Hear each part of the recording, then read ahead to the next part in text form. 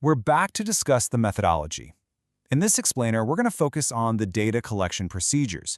This is really the crucial how behind the research, where every little detail matters.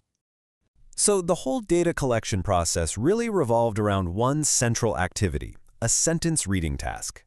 And this wasn't just done anywhere. It was conducted in a controlled setting, a quiet office on campus. Why?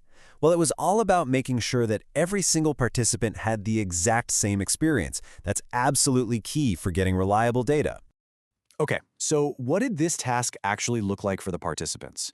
Well, each person individually recorded sentences that had specific target vowels in them. And the really clever part is how controlled it was. The words were designed so that these target vowels always showed up in what's called a consonant-vowel-consonant, or CVC, context. It's that level of precision, that makes the phonetic analysis later on so trustworthy. All right, so really get a feel for how this all worked. Let's put ourselves in the shoes of a participant. We're going to walk through the process step by step. You'll see the whole procedure was designed to be super clear and straightforward. The whole thing was broken down into 4 simple stages. First, you get the instructions. Then you do a quick practice round just to get the hang of it. After that, it's time for the main recording task. And here's a really important point. Participants got to advance the slides at their own pace. This is a big deal because it helps create a much more relaxed and natural speaking environment. Now, to make sure everyone was completely on the same page, with zero confusion, the researcher gave instructions in 2 different ways. He explained the whole task out loud, talking directly to the participant, but he also gave them a written copy that they could look back at whenever they needed to. So before the real recording started, every participant ran through 4 practice sentences. And this wasn't just a simple warm-up, right? It was actually a super important step to make sure they were comfortable with the microphone, with the pacing, and just the general flow. The goal was to get more natural and consistent recordings in the end. When it came to the main task itself, it was pretty low-tech in a good way. The sentences just popped up on a computer screen in a basic Microsoft PowerPoint presentation. Participants would read a sentence out loud, and then, whenever they were ready, they'd just click to the next slide. That self-pacing is so important, because it really helps accommodate everyone's different reading speeds and comfort levels. And you know what? The whole thing was surprisingly quick. It only took about 5 to 15 minutes from start to finish. That range in time, it really just came down to the participants' proficiency level. Naturally, some people read a bit faster and more confidently than others. Okay, so we know what the participants did. But how is their speech actually captured? That's where we get into the technical setup.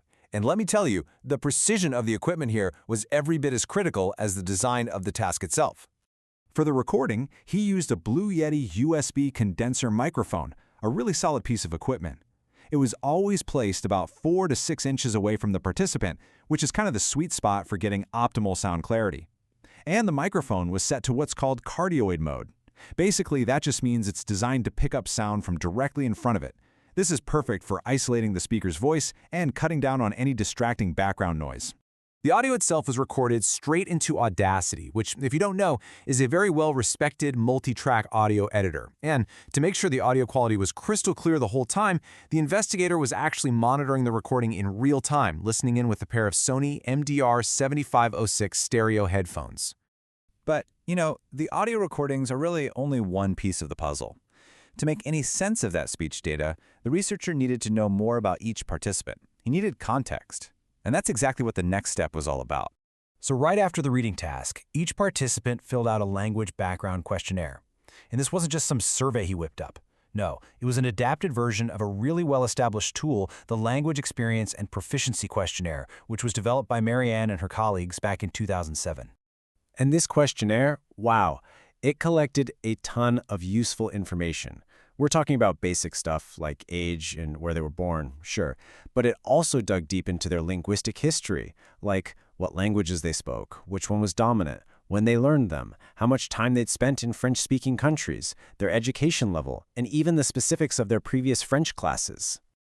Okay, so we have all this amazing data from the language learners, but there was one last crucial piece needed to make this whole study scientifically sound. You need a benchmark, right? Something to compare all this data against. And this next part is just so important for the validity of the research. A control group of native French speakers, we call them L1 speakers, did the exact same task. Seriously, everything was identical. Same instructions, same equipment, same recording conditions.